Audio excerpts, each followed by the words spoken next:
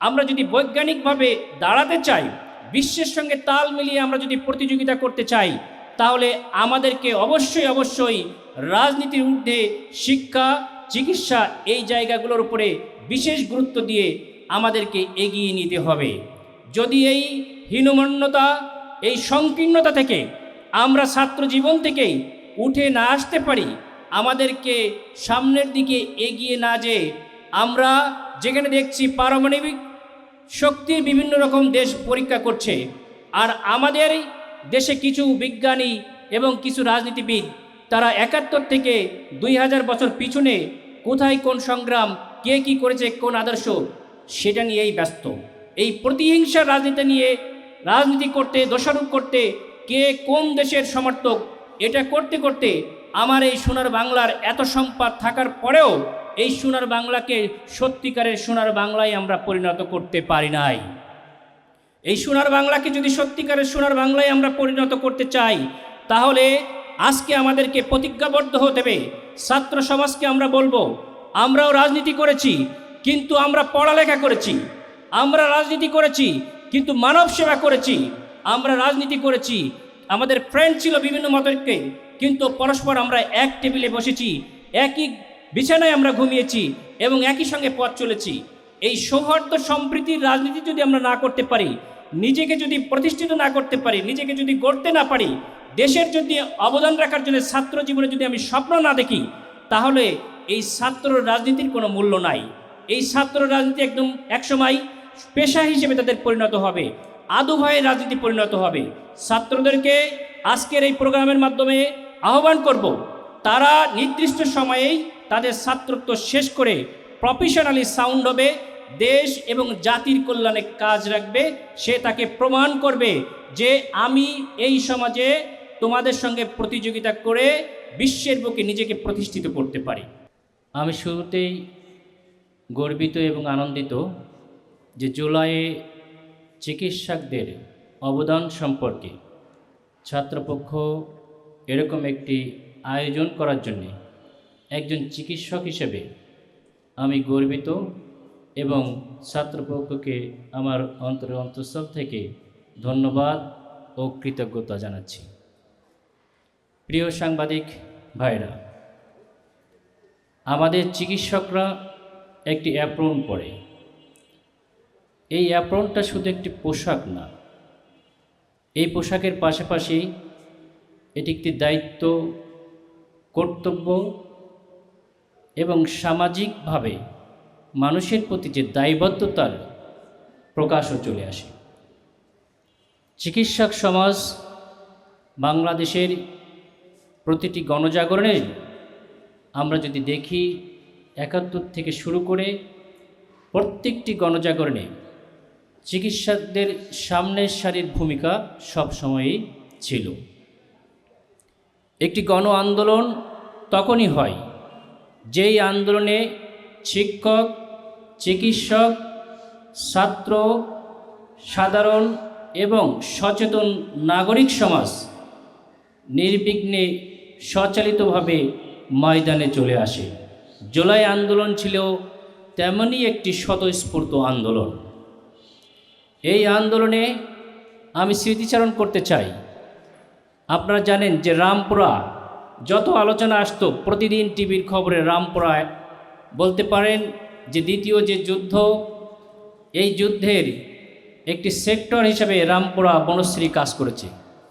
আমি যে প্রতিষ্ঠানের চেয়ারম্যান, বাংলাদেশ ফার্টিলিটি হসপিটাল, আমার হাসপাতালের পাশের বিল্ডিংয়েই ছিল আমাদের ফখরুদ্দিন মানিক ভাইয়ের অফিস, আমাদের শিবিরের এবং জামায়াতের একটা অফিস। এই অফিসের সামনেই, আমার হাসপাতালের সামনেই, এখানেই বিভিন্ন সময় গুলি এবং তাদেরকে প্রতিরোধ করা, আমরা এই সময় চিকিৎসকদের অবদান এবং অবহেলা দুটোই আমরা দেখেছি। আপনারা দেখেছেন আমাদের আব্দুল ওয়াহাব মিনার স্যার সহ অসংখ্য চিকিৎসক কালো ব্যাজ ধারণ করে এবং সামনের সারিতে যুদ্ধে সামনের দিকে এগিয়ে এসেছে। একই সময় কিছু চিকিৎসক এটার প্রতিবাদ করেছে, কিন্তু সেই সময় চিকিৎসক সবসময় তাদের যে মানবিকতা, এই ধর্ম থেকে পিছিয়ে যায় নাই। তাদের জীবন বাজি রেখে আমিও সেই সময় প্রত্যেকটি সেক্টরে চিকিৎসার ক্ষেত্রে এবং আমার কয়েকটি অ্যাম্বুলেন্স সেই সময়কার জন্যে 24 ঘন্টার জন্যে আমার রিজার্ভ করা ছিল। আমার হাসপাতাল থেকে আমি কন্টিনিউয়াস মনিটরিং করে শুধু এই রোগীদের স্থানান্তর নয়, রোগীদের সেবা নয়, রাজনৈতিকবিদদের সেই সময় বিভিন্ন সিটিংয়ের দরকার হয়েছে, সেই মিটিংয়ের অ্যারেঞ্জমেন্টও অ্যাম্বুলেন্সে করে শিফট করে বুদ্ধিমত্তার সহিত আমরা বিভিন্ন প্রোগ্রাম বাস্তবায়ন করেছি এই আন্দোলনকে সামনের দিকে বেগবান করার জন্যে। এখন অনেকেই আছেন বিভিন্ন বড় বড় কথা বলেন, কিন্তু সেই আন্দোলন বাস্তবায়নের জন্যে অর্থনৈতিকভাবে তাদেরকে সহায়তা, সেই ক্ষেত্রেও চিকিৎসক হিসেবে আমি এবং আমার সহযোগীরা পিছিয়ে ছিলাম না। এই চিকিৎসকদের হাসপাতালে যে রোগীদের যে ক্রন্দন এবং এই চিকিৎসা সেবা দিতে যে ফ্যাসিস্ট সরকারের, আপনারা দেখেছেন যে অর্থোপেডিক্স স্পাইন সার্জন তাকে বায়োকেমিস্ট্রিতে শিফট করে যেখানে কোনো তার সেক্টরে কাজ করার কোনো সুযোগ নাই, সেখানে তাকে জামালপুর, সিরাজগঞ্জ তাকে পাঠিয়ে দেওয়া হয়েছে। আনফর্চুনেটলি এই জুলাইকে যারা ধারণ করতে পারে নাই, সেই ফ্যাসিস্টের প্রেতাত্মা আবার এই সরকারের উপরেও কিছুটা চেপে বসেছে। সেই একই ব্যক্তিকে আবার তার সংশ্লিষ্ট বিশেষায়িত জায়গা থেকে একটি জেনারেল হাসপাতালে এই জুলাই আন্দোলনের সামনের সারিতে কাজ করা সেই চিকিৎসককে আবার একটি জেনারেল হাসপাতালে ট্রান্সফার করা হয়েছে। এটা সত্যিকারের জাতির জন্যে সত্যিই দুর্ভাগ্যজনক।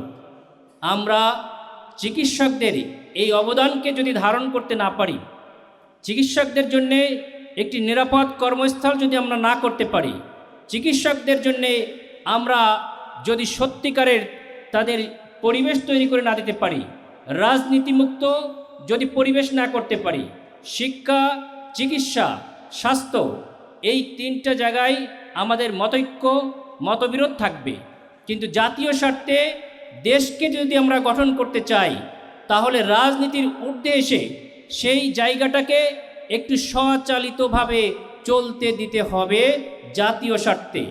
আমরা যদি বিশ্বের বুকে উঁচু করে দাঁড়াতে চাই, তাহলে শিক্ষাক্ষেত্রে রাজনীতিকভাবে আমাদের এক একটা মতাদর্শ থাকবে, কিন্তু জাতীয় স্বার্থে গবেষণার ক্ষেত্রে আমরা যদি বৈজ্ঞানিকভাবে দাঁড়াতে চাই, বিশ্বের সঙ্গে তাল মিলিয়ে আমরা যদি প্রতিযোগিতা করতে চাই, তাহলে আমাদেরকে অবশ্যই রাজনীতির ঊর্ধ্বে শিক্ষা, চিকিৎসা, এই জায়গাগুলোর উপরে বিশেষ গুরুত্ব দিয়ে আমাদেরকে এগিয়ে নিতে হবে। যদি এই হীনমন্যতা, এই সংকীর্ণতা থেকে আমরা ছাত্র জীবন থেকেই উঠে না আসতে পারি, আমাদেরকে সামনের দিকে এগিয়ে না যেয়ে আমরা যেখানে দেখছি পারমাণবিক শক্তির বিভিন্ন রকম দেশ পরীক্ষা করছে, আর আমাদের দেশে কিছু বিজ্ঞানী এবং কিছু রাজনীতিবিদ তারা 71 থেকে 2000 বছর পিছনে কোথায় কোন সংগ্রাম, কে কি করেছে, কোন আদর্শ, সেটা নিয়েই ব্যস্ত। এই প্রতিহিংসার রাজনীতি নিয়ে রাজনীতি করতে, দোষারোপ করতে, কে কোন দেশের সমর্থক, এটা করতে করতে আমার এই সোনার বাংলার এত সম্পদ থাকার পরেও এই সোনার বাংলাকে সত্যিকারের সোনার বাংলায় আমরা পরিণত করতে পারি নাই। এই সোনার বাংলাকে যদি সত্যিকারের সোনার বাংলায় আমরা পরিণত করতে চাই, তাহলে আজকে আমাদেরকে প্রতিজ্ঞাবদ্ধ হতে হবে। ছাত্র সমাজকে আমরা বলবো, আমরাও রাজনীতি করেছি, কিন্তু আমরা পড়ালেখা করেছি, আমরা রাজনীতি করেছি, কিন্তু মানব সেবা করেছি, আমরা রাজনীতি করেছি, আমাদের ফ্রেন্ড ছিল বিভিন্ন মতকে, কিন্তু পরস্পর আমরা এক টেবিলে বসেছি, একই বিছানায় আমরা ঘুমিয়েছি এবং একই সঙ্গে পথ চলেছি। এই সৌহার্দ্য সম্প্রীতির রাজনীতি যদি আমরা না করতে পারি, নিজেকে যদি প্রতিষ্ঠিত না করতে পারি, নিজেকে যদি গড়তে না পারি, দেশের যদি অবদান রাখার জন্য ছাত্র জীবনে যদি আমি স্বপ্ন না দেখি, তাহলে এই ছাত্র রাজনীতির কোনো মূল্য নাই। এই ছাত্র রাজনীতি একদম একসময় পেশা হিসেবে তাদের পরিণত হবে, আদু ভয়ে রাজনীতি পরিণত হবে। ছাত্রদেরকে আজকের এই প্রোগ্রামের মাধ্যমে আহ্বান করব, তারা নির্দিষ্ট সময়েই তাদের ছাত্রত্ব শেষ করে প্রফেশনালি সাউন্ড হবে, দেশ এবং জাতির কল্যাণে কাজ রাখবে। সে তাকে প্রমাণ করবে যে আমি এই সমাজে তোমাদের সঙ্গে প্রতিযোগিতা করে বিশ্বের বুকে নিজেকে প্রতিষ্ঠিত করতে পারি। ছাত্র রাজনীতি এই যদি নির্ভর হয়, সত্যিকারের ব্যক্তিত্ব সম্পন্ন হয়, তাহলে ভবিষ্যৎ জাতি সত্যিকারে গঠন হবে। চিকিৎসকদের জন্যে আর আমি বলবো, এই চিকিৎসকদের যে ভূমিকা সেটা জাতিকে ধারণ করতে হবে। আমি স্বাস্থ্যমন্ত্রীকে অবিলম্বে বলতে চাই, চিকিৎসকদের জন্যে একটি স্বতন্ত্র পুলিশ বাহিনী বা স্বেচ্ছাসেবক বাহিনী গঠন করতে হবে। তাদেরকে প্রোটেকশন দিতে হবে যেন এই জাতিকে সত্যিকারের তাদের চিকিৎসা সেবা দিতে পারে। স্বাস্থ্য সেক্টরকে যদি আমরা উন্নত না করতে না পারি, তাহলে মানসিকভাবে প্রতিবন্ধী রাজনীতিবিদ বা রাষ্ট্র ব্যবস্থা যদি তৈরি করি, জাতি কখনোই তার মুক্তি পাবে না, পাবে না, পাবে না। একটি সুস্থ সুন্দর জাতির জন্যে একটি সুন্দর স্বাস্থ্য ব্যবস্থা অত্যাবশ্যকীয়। তাই আসুন, সেই অত্যাবশ্যকীয় স্বাস্থ্য ব্যবস্থার পিছনে যারা আছে সেই চিকিৎসকরাই, যাদের মাধ্যমে, যে মেশিনের মাধ্যমে এই প্রোডাক্টকে আমরা সবচেয়ে সুন্দর করতে চাই, সেই মেশিনের প্রতি আমাদের যত্ন নিতে হবে, সেই চিকিৎসকদের প্রতি আমাদের দায়বদ্ধতা থাকবে। স্বাস্থ্যমন্ত্রী এবং সরকারের প্রতি আহ্বান করব, চিকিৎসকদের সুরক্ষার সকল আইন অনতিবিলম্বে বাস্তবায়ন করুন এবং সকলকে আবারও একটি সুন্দর সৌহার্দ্যপূর্ণ রাজনীতি এবং সত্যিকারের সোনার বাংলা গড়ার প্রত্যয় নিয়ে আমরা নিজেকে গড়ে তুলি। সকলকে আসসালামু আলাইকুম ওয়া রাহমাতুল্লাহ।